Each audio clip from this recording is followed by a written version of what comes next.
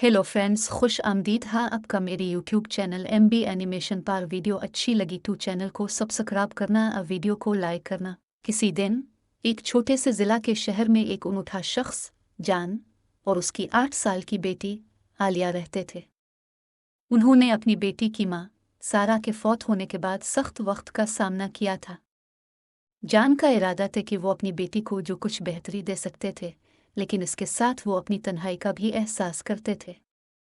एक दिन जान ने एक अवामी तशहीर में एक खातून से मिलकर दी। सोबिया गर्मजोश, दलेर और जान की सूरत हाल को गहरी तासुफ से महसूस करती थी। वो एक स्कूल की अलिफास्तब थी और बच्चों के साथ काम करने का बहुत शौक रखती थी।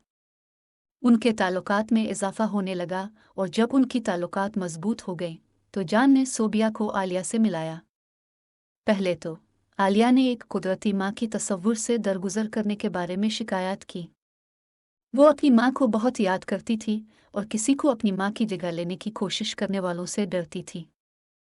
सोबिया ने आलिया के जज्बात को समझा और अपनी माँ की जगह अपनी जिंदगी का नया हिस्सा बनाने की कोशिश की। वक्त के साथ सोबिया और आलिया का ताल्लुक मजबूत हो गया। वो इकट्ठे कुकीज़ बनाती, कहानियाँ पढ़ती और मिलकर पार्क की सैर करते। आलिया ने सोबिया को अपनी दोस्त और राजदार के तौर पर देखने लगी और अपनी माँ की जगह पर लाने का खौफ कम हो गया। जब जान और सोबिया का ताल्लुक मजीद मजबूत हुआ तो उन्होंने फैसला किया कि शादी करें।